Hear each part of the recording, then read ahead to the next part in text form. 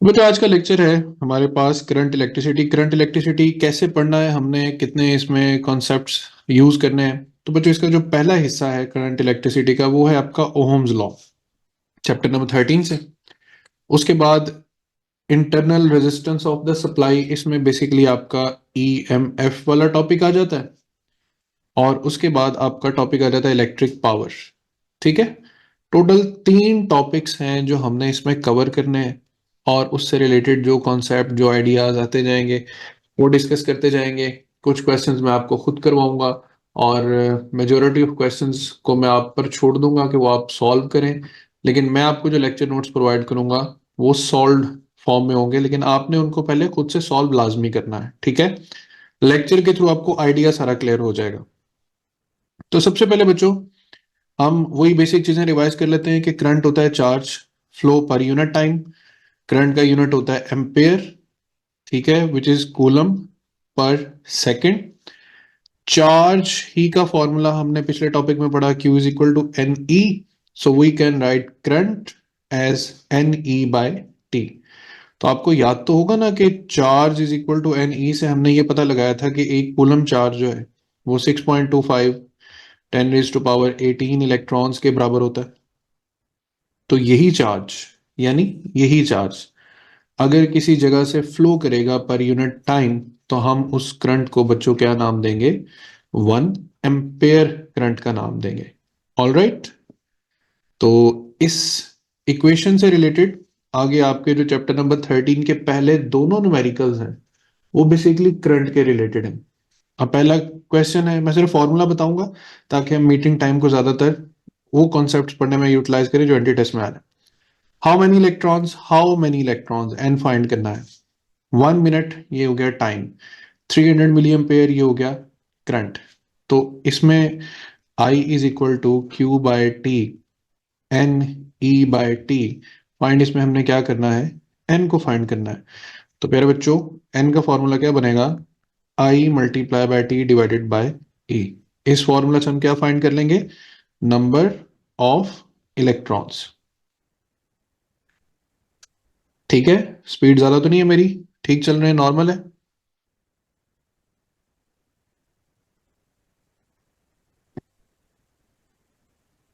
Okay, then next numerical में हमारे पास 90 coulomb charge है, 1 और 15 मिनट्स टाइम है। फाइंड क्या करना है? Current. I is equal to Q by T. Charge 90 coulomb है, टाइम सेकंड्स में तो नहीं दिया हुआ, सेकंड्स में कन्वर्ट कर ले। 1 आवर कितना होता है? 3600 सेकंड्स। 15 मिनट कितना हो जाएगा? 15 6 900। तो 3600 प्लस 900 ये हो जाएगा 4500 सेकंड्स। तो बच्चों ये हमारे पास इसका राइट आंसर आ जाएगा। तो बहुत आसान क्वेश्चंस होते हैं करंट से रिलेटेड अगर आ जाते हैं। इसके बाद हम आगे बढ़ते हैं तो ये कुछ मेमोरी बेस्ड क्वेश्चंस हैं कि करंट तो कई चीजों में से गुजर सकता है। करंट मेटल्स में से भी गुजर सकता है, गैसेस में से, सेमीकंडक्टर्स में से, इलेक्ट्रोलाइट्स में से, बट कौन से मटेरियल में चार्ज कैरियर कौन होगा? चार्ज कैरियर की आपको समझ आ जाएगी। जैसे जो मेटल्स होती हैं तो इनमें चार्ज कैरियर्स होते हैं फ्री इलेक्ट्रॉन्स, ठीक है। और फ्री इलेक्ट्रॉन्स पे चार्ज क्या होता है? नेगेटिव। लेकिन जब गैसेस में से करंट फ्लो करता है तो कौन चार्ज को कैरी करता है? तो गैसेस में बच्चे होते हैं electrons and positive ions. Semiconductors में चैप्टर नंबर 17 में आप इन डिटेल पढ़ते हैं कंडक्शन इलेक्ट्रिकल प्रॉपर्टीज में कि सेमीकंडक्टर में होते हैं इलेक्ट्रॉन्स एंड होल्स। और इलेक्ट्रोलाइट्स इसमें होते हैं पॉजिटिव एंड नेगेटिव और दोनों आयंस होते हैं। गैसेस में क्या फर्क है? इलेक्ट्रॉन्स एंड पॉजिटिव आयंस हैं, यानी किसी एटम को इलेक्ट्रॉन ने छोड़ा हुआ है तो एक इलेक्ट्रॉन खुद आवारागर्दी कर रहा है और पीछे जो एटम बचा हुआ है वो बेचारा क्या हुआ हुआ है? पॉजिटिव। लेकिन इलेक्ट्रोलाइट्स है, जैसे CuSO4, आप केमिकल प्रॉपर्टीज ऑफ करंट में पढ़ते हैं, Cu2 पॉजिटिव, SO4 2 नेगेटिव, तो ये भी आयन है और ये भी आयन है। तो इस तरीके से बच्चों चार्जेस फ्लो करते हैं चार्ज कैरियर्स में। और ये बेसिक डेफिनेशन याद रखनी है। कन्वेंशनल करंट पॉजिटिव से किस तरफ फ्लो करता है? नेगेटिव की तरफ। इलेक्ट्रॉनिक, इलेक्ट्रॉनिक का वर्ड है, नेगेटिव से किस तरफ फ्लो करता है? पॉजिटिव की तरफ। एक्चुअल करंट यही होता है जो इलेक्ट्रॉन्स के फ्लो की वजह से होता है, बट हम कन्वेंशनल क्यों सपोज करते हैं? क्योंकि ये हाई टर्मिनल से किधर जाता है? लो की तरफ। और फिजिक्स में मेजोरिटी ऑफ द थिंग्स जो है वो हाई से किधर जाती हैं बच्चों? लो की तरफ जाती हैं। तो इसको आपने बस एक दफा पढ़ लेना है, बाकी बहुत बेसिक सी बात है। अब हम आते हैं हम अपने असल कॉन्टेक्स्ट पे, जिसे कहते हैं ओहम्स लॉ। ओहम्स लॉ क्या है बच्चों? कंडक्टर है, कंडक्टर के क्रॉस हमने एक बैटरी लगा दी और बैटरी को थोड़ा सा वेरिएबल कर देते हैं। तो क्या होगा कि जब हम यहाँ से वोल्टेज को 0 से V वोल्ट तक इंक्रीज करेंगे तो कंडक्टर में करंट फ्लो करेगा। करंट का कैसे पता चलेगा जी? करंट का पता चलेगा यहाँ पे अगर हम एम मीटर लगा दें। तो एम मीटर की रीडिंग हमें ये बताती है कि current is directly proportional to the voltage. जितना हम वोल्टेज बढ़ा रहे हैं करंट उतना इंक्रीज कर रहा है।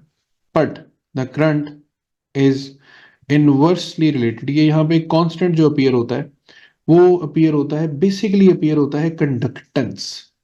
ठीक है, जो एक्चुअल कांस्टेंट अपीयर होता है ना वो कंडक्टेंस अपीयर होता है। मैं इसे एक्चुअल कांस्टेंट क्यों कह रहा हूं?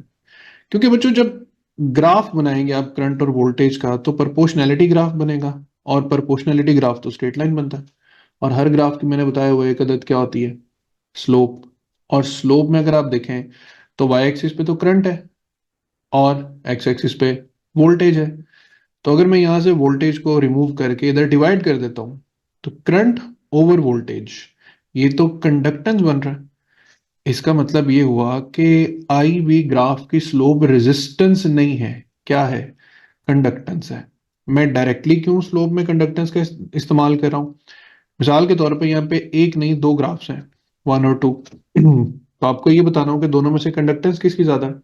तो आसान होगा बताना, जिसकी स्लोप ज्यादा होगी, जिसकी स्लोप ज्यादा होगी उसी की कंडक्टेंस ज्यादा होगी। ये बात समझ रही है आप सबको?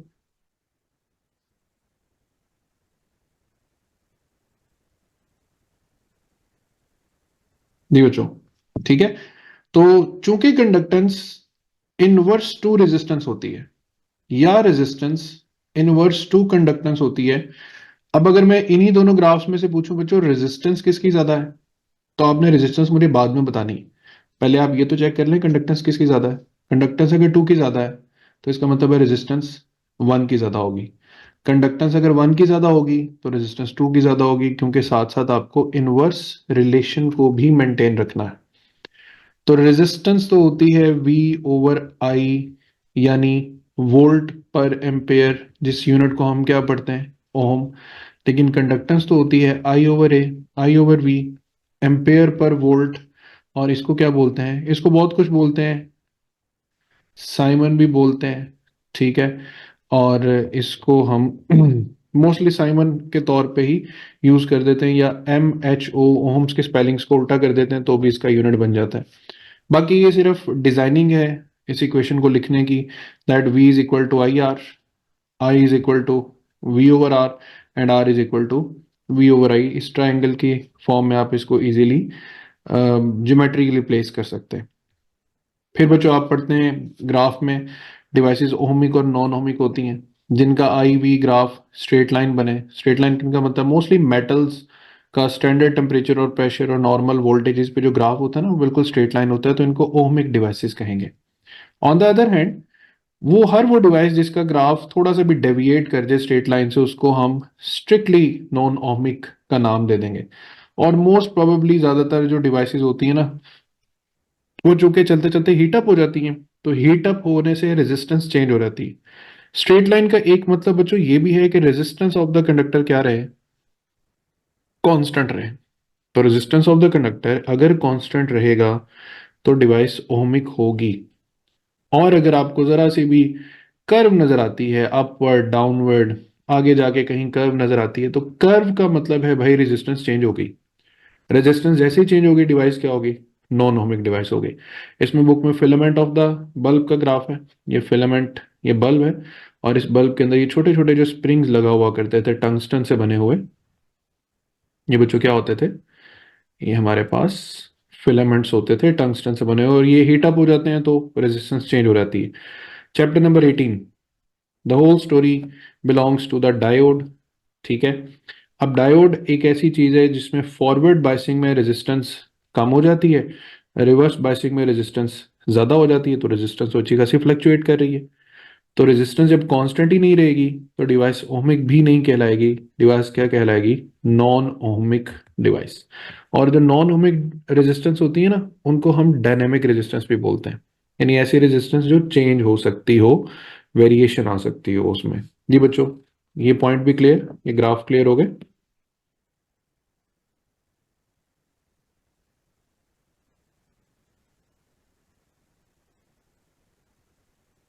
ओके। इसके बाद अब हम आते हैं थोड़ा डीपर अंडरस्टैंडिंग की तरफ, जहां से ऑनवर्ड आपकी प्रॉब्लम सॉल्विंग स्किल जो है बच्चों वो सेटअप होगी। सर्किट है सीरीज। सीरीज की पहचान क्या होती है कि एक रेजिस्टर जहां पर सर्किट में लगने के बाद एंड अप होता है, वहीं से आगे दूसरे रेजिस्टर का कनेक्शन स्टार्ट हो जाता है। यानी सीरीज को हम एंड टू एंड कनेक्शन भी बोलते हैं। एक ऑब्जेक्टिव। दूसरा, अगर हमने वोल्टेज अप्लाई किया है बच्चों तो सर्किट में करंट फ्लो करना शुरू करेगा। अब सर्किट में जब रास्ता ही एक है तो दोनों रेजिस्टर्स में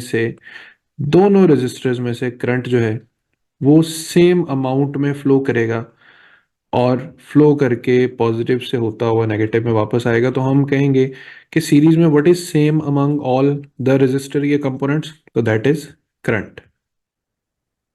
बट अब एक और मिसाल समझें। फॉर एग्जाम्पल ये रेजिस्टर थोड़ा बड़ा रेजिस्टर है और ये छोटा रेजिस्टर है, और करंट दोनों में से सेम गुजारना है। तो यहां पर सेम करंट गुजारने के लिए और यहां पर भी सेम करंट गुजारने के लिए हमें पंपिंग यानी वोल्टेज डिफरेंट चाहिए होगी। तो बड़े रेजिस्टर के क्रॉस बड़ा पोटेंशियल चाहिए है, छोटे रेजिस्टर्स के क्रॉस हम छोटे पोटेंशियल से भी काम चला सकते हैं, और ऐसा करने से हम दोनों रेजिस्टर्स में से इक्वल करंट पास कर सकते हैं, such that the ratio of V over R the ratio of V over R will remain same. ठीक है।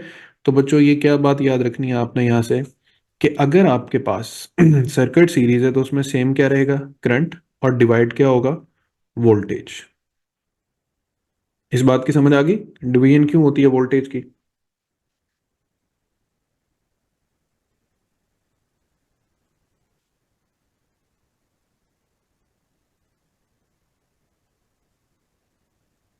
ओके, तो अब हम चलते हैं रेजिस्टर्स कॉम्बिनेशन की तरफ। कॉम्बिनेशन बनेगा कैसे? फर्स्ट ऑफ ऑल, हमारे पास जो टोटल वोल्टेज है वो डिवाइडेड वोल्टेज के सम के बराबर होगा। वी टोटल, ये वी टोटल है। हाँ जी, अगर बेटा रेजिस्टेंस इक्वल होगी तो वोल्टेज डिवाइड भी इक्वली होगा। इक्वली डिवाइड होगा, डिवाइड लाजमी होगा, ये बात ध्यान में रखनी।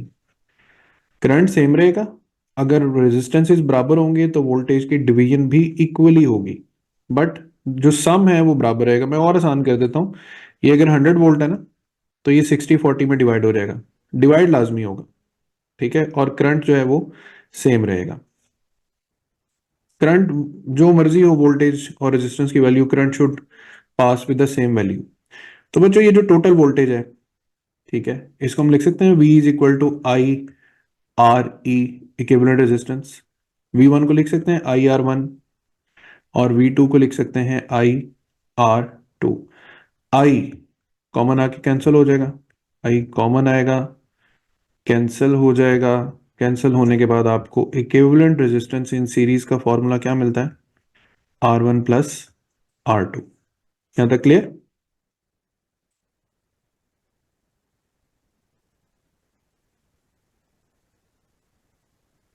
ओके।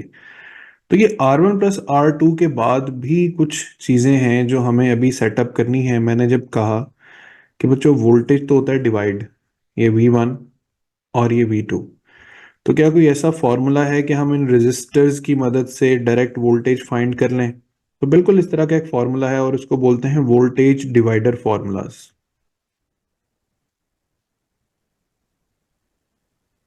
वोल्टेज डिवाइडर फॉर्मूला कैसे बनता है? सबसे पहले आप आर इक्विवेलेंट लिख लेते हैं, R1 + R2। ठीक है।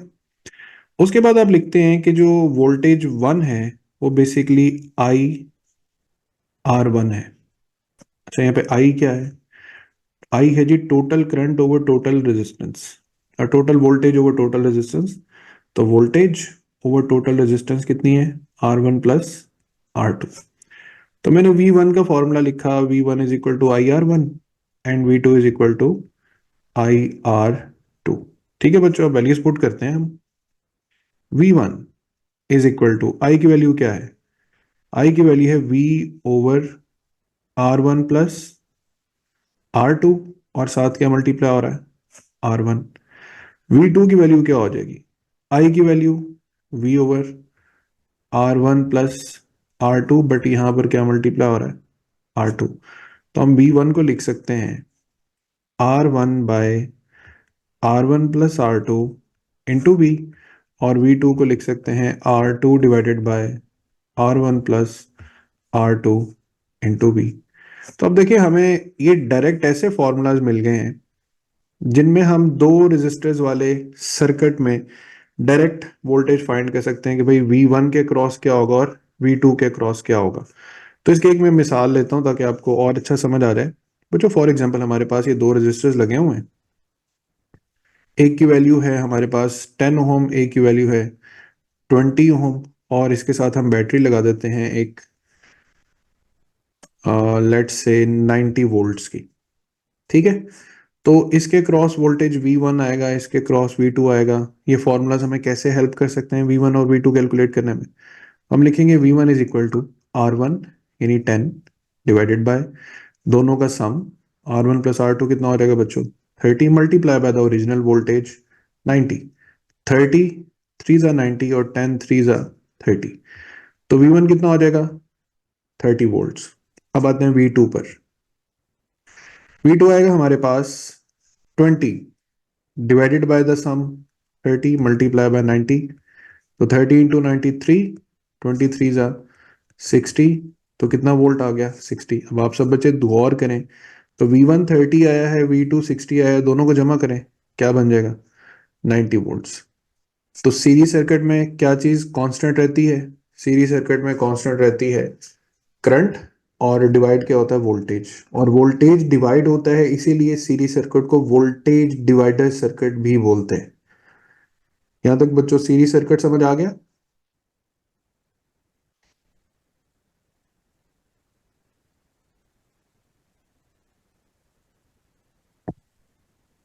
That's good. अब इसमें थोड़ा सा रेजिस्टेंस फार्मूला पे देख लें। वैसे तो आसान है ना, दोनों को ऐड कर देना है, लेकिन कुछ बातें कि रेजिस्टेंस अगर आपके पास लेट से 3 ओम है, 3 ओम है, तो इसका इक्विवेलेंट कितना आ जाएगा 6 ओम। यानी सीरीज सर्किट में जो रेजिस्टेंस है वो इंडिविजुअल रेजिस्टेंस से बढ़ जाती है, या मैक्सिमम रेजिस्टेंस से बढ़ जाती है। उसके बाद ये जो 6 ओम आंसर आया बच्चों, इसको मैं 2 इंटू 3 भी तो लिख सकता हूँ ना। अब 2 क्या है, 2 है रेजिस्टेंस की तादाद, और 3 क्या है किसी एक रेजिस्टेंस की वैल्यू। तो अगर हमारे पास n आइडेंटिकल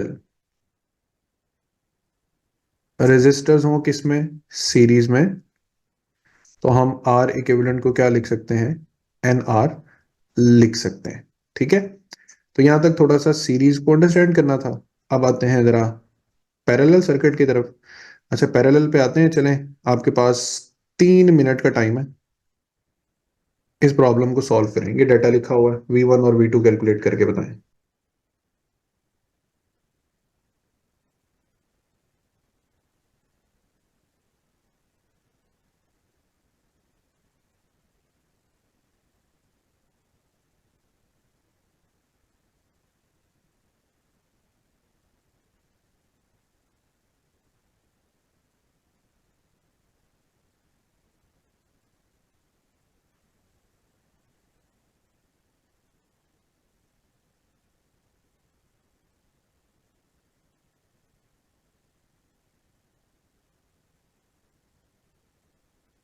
जी बच्चों कोई मुश्किल तो नहीं आई सॉल्व करने में, इजी है। वोल्टेज बिल्कुल ठीक है, बहुत अच्छा है, बहुत अच्छे आंसर्स निकाल रहे हैं आप, गुड शाबाश।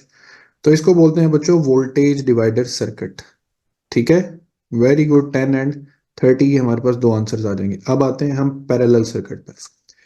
पैरेलल सर्किट में रेजिस्टर्स की लेफ्ट साइड से राइट साइड से कनेक्ट कर दी जाए, तो पैरेलल को बोलते हैं साइड बाय साइड कनेक्शन। ये मैं नाम इसलिए बता रहा हूँ, ये भी अक्सर एमसीक्यूज में पूछे जा सकते हैं, या अक्सर आपको कंफ्यूज करने के लिए एंड टू एंड या साइड बाय साइड का वर्ड यूज होता है, तो आपको जहन में हो कि साइड बाय साइड किसे कहते हैं और एंड टू एंड किसे कहते हैं। तो बच्चा पार्टी जब यहाँ से करंट फ्लो करना शुरू करेगा, तो करंट फ्लो करता करता आगे तो डिवीजन आ गई, और डिवीजन करंट को डिवाइड कर देगी। तो बच्चों अब पैरेलल में डिवाइड होने वाली चीज क्या हो गई? करंट। लेकिन देखें, इन दोनों रेजिस्टर्स की लेफ्ट साइड बैटरी के पॉजिटिव से जुड़ी हुई है, राइट साइड बैटरी के नेगेटिव से जुड़ी हुई है, तो दोनों रेजिस्टर्स के क्रॉस जो पोटेंशियल डिफरेंस है वो क्या है? सेम है। तो what is same among all? The same among all is the voltage. तो पैरेलल सर्किट से तो हमें प्यार ही बड़ा होना चाहिए, क्योंकि हमारे घरों में वायरिंग कौन सी होती है? पैरेलल। वायरिंग पैरेलल होती है, तो इसका क्या मतलब हुआ? इसका मतलब ये हो बच्चों, आपके घर में लगे हुए बल्ब को भी 220 वोल्ट मिल रहा है, आपके घर में लगे हुए पंखे को भी 220 वोल्ट मिल रहा है, टीवी को भी 220, एसी को भी 220, सबको 220 वोल्ट मिल रहा है। तो सबको डिफरेंट क्या मिल रहा है? Current.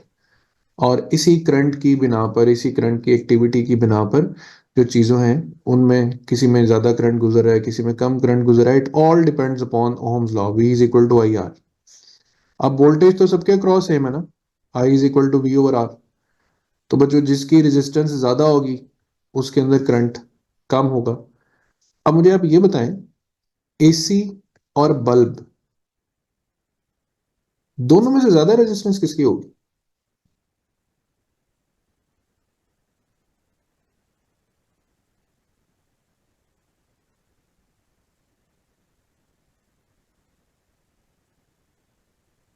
Very good answer, resistance bulb की ज्यादा होगी।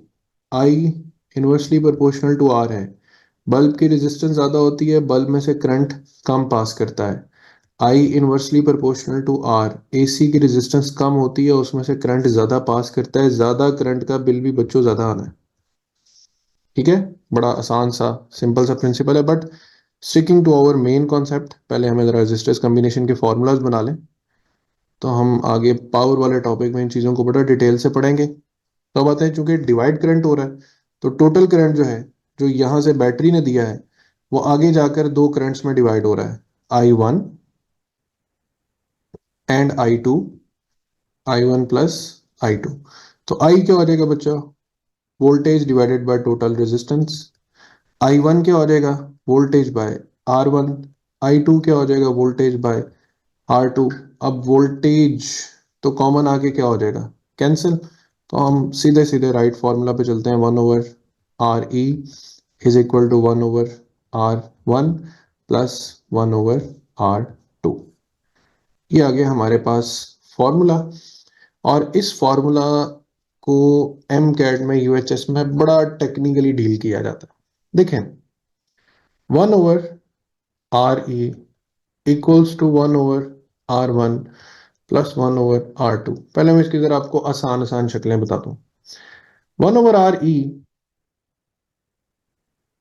का अगर हम यहाँ पे एलसीएम ले लें, तो ये बनेगा R1 R2, ऊपर बनेगा R2 प्लस R1। इसको हम अगर उल्टा दें तो हम लिख सकते हैं R equivalent is equal to product of the two resistance and the sum of the two resistance. आप बड़ी तेजी से 3-4 मिनट का टाइम लेकर इसको रट्टा लगा लें कि पैरेलल में रेजिस्टेंस कैसे ऐड करते हैं जी, प्रोडक्ट ओवर सम से। पैरेलल में रेजिस्टेंस कैसे ऐड करते हैं? प्रोडक्ट ओवर सम से। पहले एक मिसाल लेते हैं।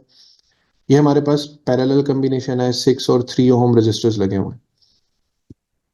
अब सवाल है कि ए और बी के दरमियान कितनी रेजिस्टेंस है? तो आर इक्विवेलेंट इज, फटाफट दिमाग में क्या आना चाहिए? Product over sum. Product of 6 and 3 क्या हो जाएगा? 18। सम क्या हो जाएगा? 9। तो इक्विवेलेंट कितना आ जाएगा? 2 ओम। तो प्रोडक्ट ओवर सम से चलेंगे तो बहुत आसान हो जाएगा। एक ये आसानी, दूसरी आसानी, अगर ये रजिस्टर आइडेंटिकल हो जाए, 6 और 6 हो जाए, तो आर इक्विवेलेंट बच्चों क्या हो जाएगा? 36/12। 36/12 कितना होता है? 3। 3 पे आप सब गौर करें, तो 3 तो 6/2 भी होता है। अब इसमें 2 क्या है? रेजिस्टर्स की तादाद। 6 क्या है? किसी एक रेजिस्टर की वैल्यू। तो बच्चों इक्विवेलेंट इन पैरेलल को हम R/N से डिनोट कर सकते हैं। Do you all agree?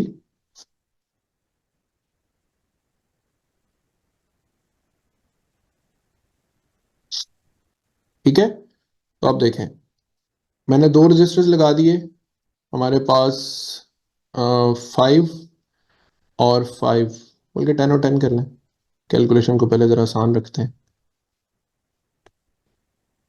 तो ये सीरीज कम्बिनेशन है, तो आर इक्विवेलेंट क्या हो रहेगा, 2 टाइम्स ऑफ 10। और ये पैरेलल कम्बिनेशन है हमारे पास, तो पैरेलल कम्बिनेशन हो जाएगा 10 डिवाइडेड बाय 2। तो यहाँ पे आंसर आएगा 20 which is greater than the individual value.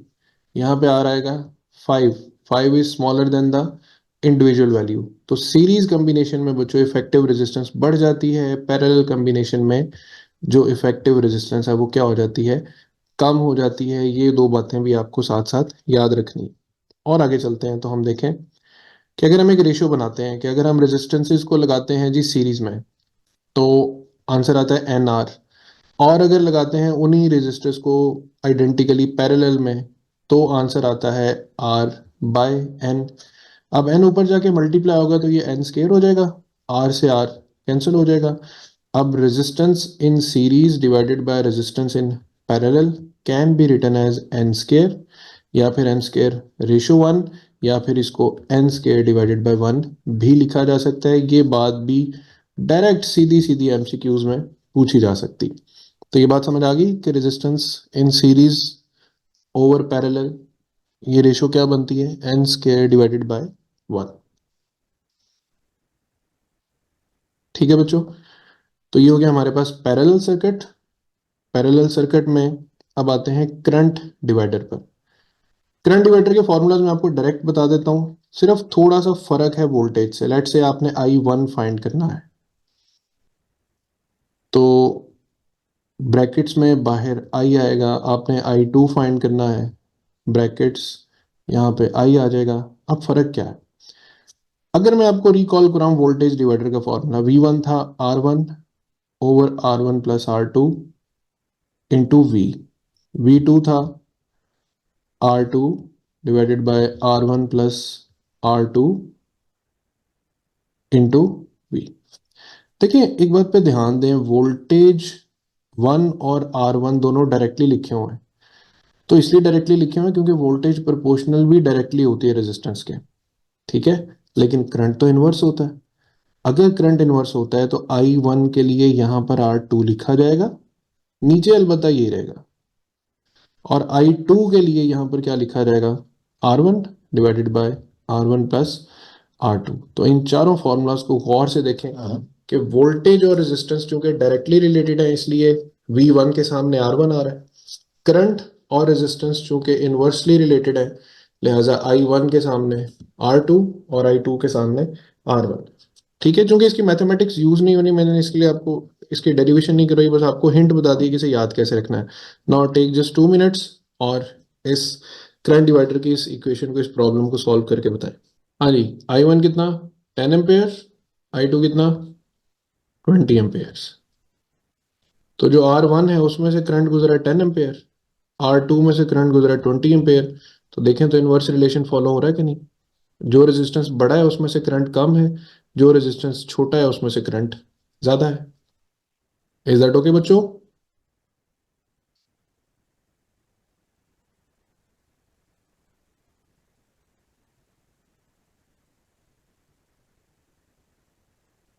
तो अब बताएं जरा, इस ए और बी के दरमियान कितनी रेजिस्टेंस है? सीरीज सर्किट है, तो आंसर कितना आ जाएगा, 20। इस ए और बी के दरमियान कितनी रेजिस्टेंस है, सीरीज है, 4 × 10 हो जाएगा, 40 ओम आंसर आ जाएगा। ठीक है बच्चों, ए और बी दो तरीके ना, प्रोडक्ट ओवर सम या वैल्यू बाय नंबर। तो चूंकि दोनों बराबर हैं तो आसान तरीका है वैल्यू बाय नंबर। तो कितना आंसर आ जाएगा, 45। इस बात की समझ आई अच्छे से, वैल्यू बाय नंबर या वैल्यू बाय क्वांटिटी, जो आप याद रख सकें। ठीक है, तो यहां पे देखें इनका इक्विवेलेंट क्या आएगा, वैल्यू बाय क्वांटिटी। तो ए और बी के दरमियान टोटल कितनी रेजिस्टेंस है, 30 ओम। जी जी,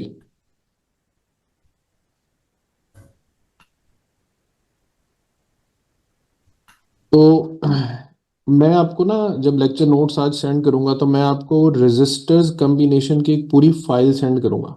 उसमें बहुत सारे सर्किट्स होंगे, ठीक है। आप बस उसमें से जितने आपसे इजीली हो सके आपने कर लेने, just for the sake of practice, ठीक है। अदरवाइज उसमें कुछ मुश्किल भी हैं, ना हुए तो कोई मसला नहीं, लेकिन जितने हो सके। ये बच्चों ए और ये बी, ठीक है, parallel, value by quantity 10/2, answer कितना आ गया 5। ये क्या है सीरीज में, 10 + 10 20। तो इधर 5 रेजिस्टेंस आ रही है, इधर 20 आ रही है, तो दोनों को टोटल करेंगे तो 20 + 5 कितना हो जाएगा बच्चों 25। तो ये mixture of series and parallel circuit है, ठीक है। अच्छा, इसके बाद चले इस सर्किट पे आते हैं। इस सर्किट की खास खूबी ये है कि ये एमडी कैट में आ भी चुका है, ठीक है। सर्किट में फॉर एग्जांपल मैं एक लम्हे के लिए ये वाले चंद लाइंस गायब कर देता हूँ, ठीक है। लेट से ये लाइंस नहीं है, तो अब मुझे देखकर बताएं ये तीनों रेजिस्टर्स किस कॉम्बिनेशन में है। सीरीज कॉम्बिनेशन में। किस कॉम्बिनेशन में, सीरीज में। तो अगर ये सीरीज में होते बच्चों तो इनका आंसर तो 3R आ जाना था, यानी ए आंसर आ जाना था। लेकिन सर्किट डायग्राम में क्या दिखाया हुआ था कि ए, कैपिटल ए और स्मॉल ए के साथ एक वायर जुड़ी हुई है, कैपिटल बी और स्मॉल बी के साथ एक वायर जुड़ी हुई है। अब है ये प्रॉपर, अब ये एक प्रॉपर पैरेलल सर्किट है, ठीक है। तो अब ये प्रॉपर पैरेलल सर्किट कैसे है, इसको मैं थोड़ी सी आपकी ड्राइंग समझा देता हूँ। और ड्राइंग समझ आ जाएगी तो आपको इस जैसे सर्किट्स पे हम फिर ज़्यादा बहस मुबाहिसा नहीं कर सकेंगे। आराम से हमें समझ आ रहेगा कि हाँ जी ये किस तरह की टेक्निक है। इसको बेसिकली बोलते हैं शॉर्ट सर्किटिंग। मिसाल के तौर पे मैं ये 1 2 3 4 टर्मिनल्स ऐसे बनाता हूँ कि मैं यहाँ बनाता हूँ ए, यहाँ लिखता हूँ बी, यहाँ लिखता हूँ स्मॉल ए, यहाँ लिखता हूँ कैपिटल बी, जैसे कि यहाँ पे टर्मिनल्स दिखाए गए, ए, बी, स्मॉल बी, स्मॉल ए और कैपिटल बी। अब जो देखें, ए और स्मॉल बी के दरमियान रेजिस्टेंस लगा हुआ है, तो ए और स्मॉल बी के दरमियान मैंने एक रेजिस्टेंस लगा दी। जबकि बी और स्मॉल ए के दरमियान, स्मॉल बी और स्मॉल ए के दरमियान भी रेजिस्टेंस है, यहां भी एक रेजिस्टेंस लगा दी, ये ले। उसके बाद स्मॉल ए और स्मॉल बी के दरमियान भी रेजिस्टेंस है, ये स्मॉल ए और स्मॉल बी के दरमियान भी रेजिस्टेंस लगा दी। यहां तक ओके हो गया। अब देखें, ए और स्मॉल ए के दरमियान वायर लगी हुई है, ये लगा दी। बी और स्मॉल बी के दरमियान भी ये वाली वायर लगी हुई है, ये भी लगा दी, ठीक है। अब आप जिस हिस्से को मैं हाईलाइट कर रहा हूं जरा उसको देखना है, स्मॉल बी, ए और ए। यहां पे मैं दोबारा लिख रहा हूं बी, ए, ए, बी। तो देखिए बच्चों, ये जो टर्मिनल है हमारे पास, ये 3 टर्मिनल, तो अगर हम गौर करें तो बी से एक वायर आ रही है और यहाँ पे एक रेजिस्टेंस लग रहा है और वो ए के साथ कनेक्ट हो रही है। बी से एक वायर आ रही है, एक रेजिस्टर है और एज अ वायर ही वो आगे कनेक्ट हो रही है। बी और ए के दरमियान फिर एक वायर है जो रेजिस्टेंस के साथ कनेक्टेड है।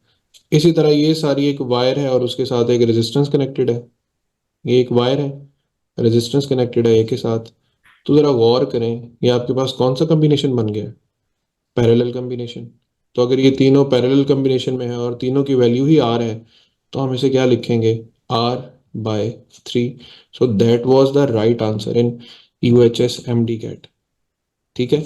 अब देखिए पेपर में हमारे पास ये कुछ करने का तो टाइम नहीं ना होगा, ठीक है। तो ऐसे काम बस आप टीचर्स की सवाबदीद पे छोड़ सकते हैं और टीचर आपको जो बताए कि बेटा ये एक पैरेलल सर्किट है तो उसको फॉर द टाइम बिंग मान जाए, और जो उसकी शॉर्टेस्ट टेक्निक आपको बताई जाए कि एक पैरेलल है और तीनों रजिस्टर्स आपस में पैरेलल में है, तीनों पैरेलल में है, तो आंसर R/3 है। अगर ये वायर्स, ये लाइंस ना होती हमारे पास, ये वाली लाइन और ये वाली लाइन, तो फिर ये कौन सा कॉम्बिनेशन होना था, सीरीज, और फिर वेरी सिंपली इसका आंसर क्या आना था, 3R। Is that clear? Okay. तो देखें, a total resistance of 3 ohm is to be produced by the combination of an unknown resistance R with 12 ohm resistor, ठीक है। What is the value of R? अच्छा, circuit कौन सा है जी, combination कौन सा है, टोटल रेजिस्टेंस है 3 ohm, is to be produced with a combination of 12 ohm resistor with another resistance. अच्छा, कोई बच्चा मुझे आइडेंटिफाई करके बता सकता है कि ये कॉम्बिनेशन सीरीज होगा कि पैरेलल? क्वेश्चन में तो बताया नहीं हूँ। और गो के आंसर में लिखा हुआ है, आंसर देख के ना बता देना, इतने चालाक नहीं बनना, ठीक है। तो पैरेलल का ये भी आइडेंटिफिकेशन है, पेपर में तो चलो हाईलाइट नहीं ना होगा, कि देखें रेजिस्टर बड़ा है, आंसर छोटा है। आंसर छोटा किस में आता है, पैरेलल में। तो अब इसका आसान हल पहला तो ये है कि चूंकि हमारे पास हमारी ये सेंस काम कर रही है कि इसका आंसर पैरेलल में आना है, ठीक है। तो यहाँ पर हम 4 के साथ इसको टेस्ट कर लेंगे, प्रोडक्ट ओवर सम से 12 मल्टीप्लाई 4 डिवाइडेड बाय 12 प्लस 4, तो इससे बच्चों हमारे पास 3 आंसर आ जाएगा। तो ये मेरा इस तरह आगे कुछ क्वेश्चन आएंगे। आज के दिन के लिए हम ओम्स लॉ पे ही स्टिक करेंगे, ठीक है। और मीटिंग टाइम अभी खत्म होने वाला है, तो मैं आपको ओम्स लॉ के लेक्चर नोट्स भेजता हूँ। कल हम काम करेंगे रेजिस्टेंस और रेजिस्टिविटी पर। यहाँ तक ओके।